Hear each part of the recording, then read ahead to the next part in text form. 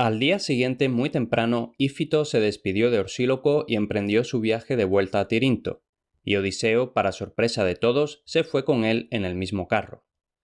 «Sé que quieres ir a Laconia», le había dicho Ífito. «¿Por qué no ahora? Pues mis valientes hombres y yo te llevaremos seguro hasta Lacedemón, y cuando estemos allí te encomendaré a mis viejos camaradas Cástor y Pólux, que viven en el palacio de su padre, el rey Tindario». Y Odiseo había aceptado de buena gana, pues, aunque su anfitrión le había insistido en que se quedara más tiempo, ardía en deseos, por muchas razones, de visitar Lacedemón. Durante 2 días la compañía viajó despacio hacia el este, cruzaron la tierra montañosa que hay entre Mesene y Laconia y llegaron a la llanura rica de campos de trigo. Y entonces el camino se hizo más fácil y llevaba directo a Lacedemón. La tarde del segundo día descansaron en los bancos de un pequeño arroyo y como el sol quemaba bastante, se quedaron sentados largo tiempo en las agradables sombras de algunos árboles que crecían no lejos del borde del camino. A cierta distancia, valle abajo, podían ver las altas torres de la ciudad, y de vez en cuando oían los sonidos de gente trabajando desde dentro de las murallas o los gritos de los jornaleros en los campos cercanos. Cabalgando unos pocos minutos podrían llegar a las puertas de Lacedemón. Mientras descansaban, se les acercó un músico y empezó a tocarles música. Al principio tocaba la lira y cantaba canciones, nuevas y antiguas, que consideraba que serían de agrado a su audiencia.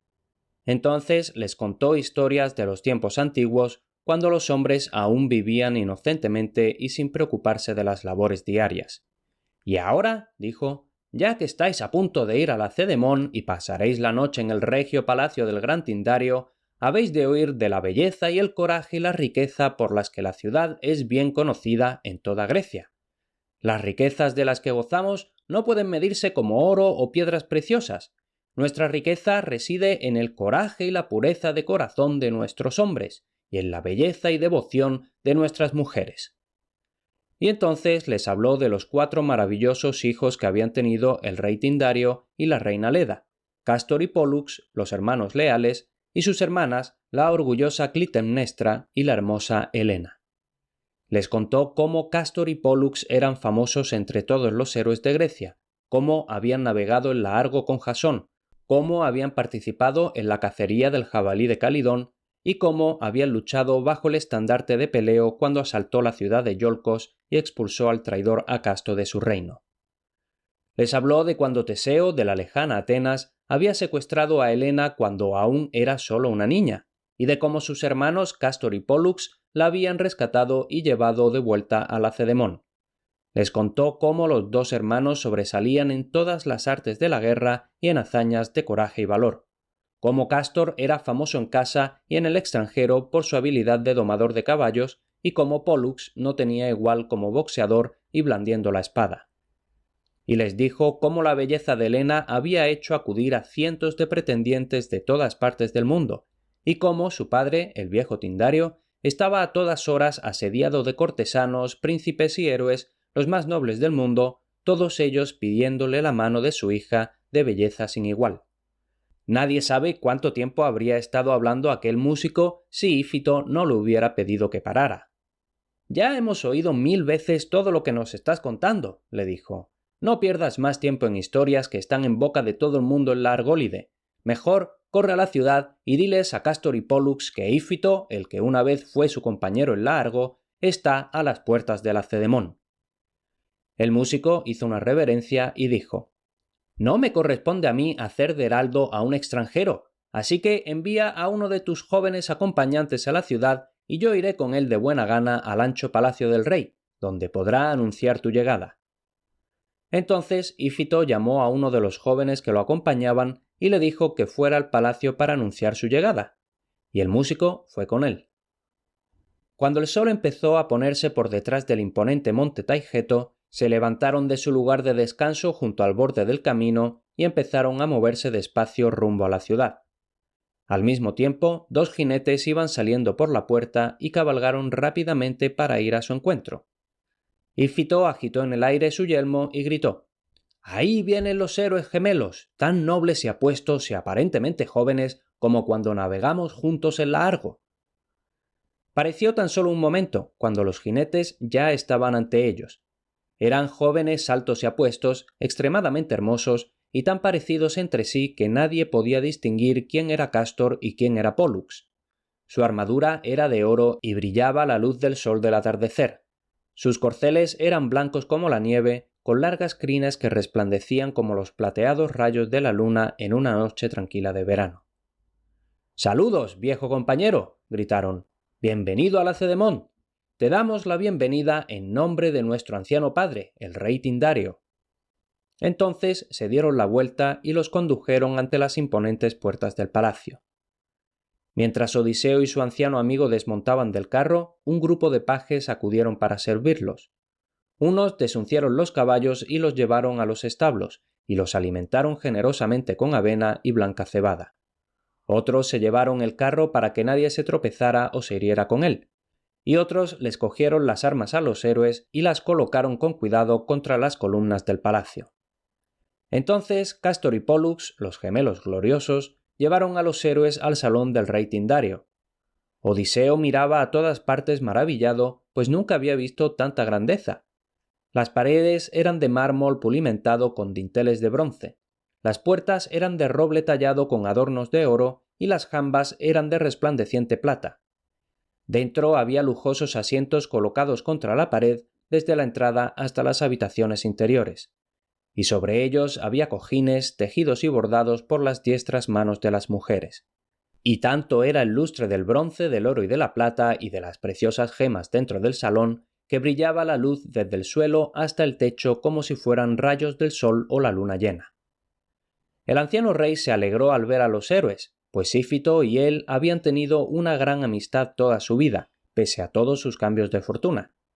Cuando se enteró del nombre y linaje del joven Odiseo, lo tomó de la mano y le dio la bienvenida, recordando a su padre, el buen Laertes.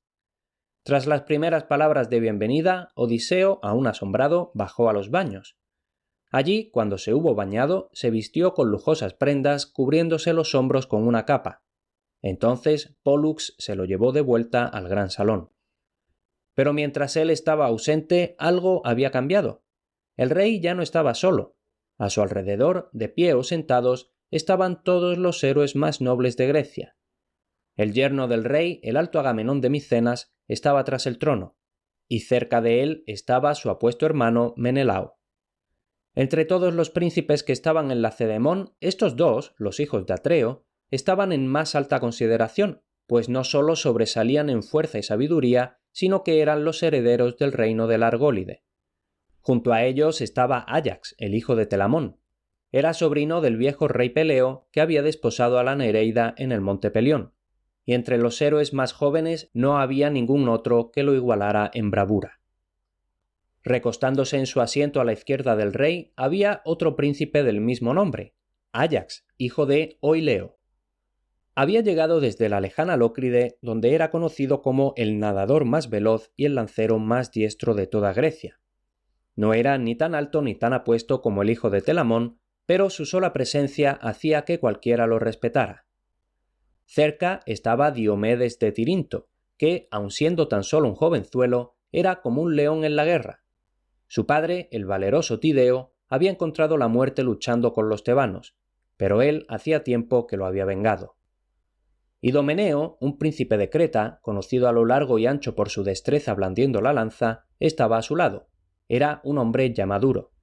Y también había otros príncipes: Filoctetes de Melibea, famoso por su arco; Macaón, hijo de Asclepio, de Ecalia, hogar de Ífito; Antíloco de Pilos; Nireo de Sime, afamado solo por su encanto; y Menesteo de Atenas, que no tenía igual en todo el mundo en sus dotes de mando con los hombres y los caballos.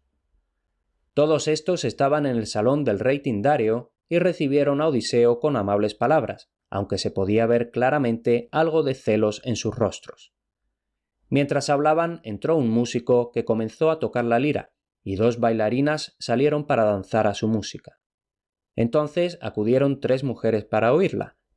Helena, similar a Artemis, la diosa cazadora, iba por delante de las otras, y cuando Odiseo la vio, se olvidó del dorado resplandor que le había encandilado los ojos nada más llegar al palacio, pues todo lo demás quedaba en nada a la luz de la inigualable belleza de Helena.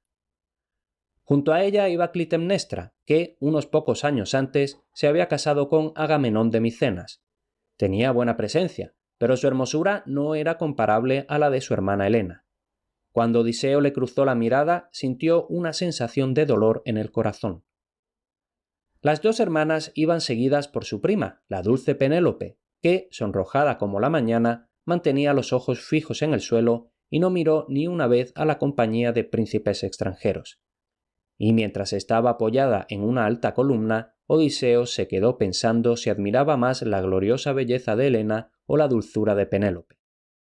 Hasta aquí este episodio. Dos cosas antes de despedirme hasta el siguiente. En grandeshéroes.com están listados todos los libros en los que se basan mis podcasts. Los tienes disponibles en papel y para Kindle y por un precio justo y bastante reducido puedes apoyar mi labor en este podcast. La otra cosa es que si te gusta todo esto del mundo antiguo y clásico, es probable que te interesen los contenidos que envío frecuentemente en mi boletín. Apúntate gratis en grandeshéroes.com/boletín.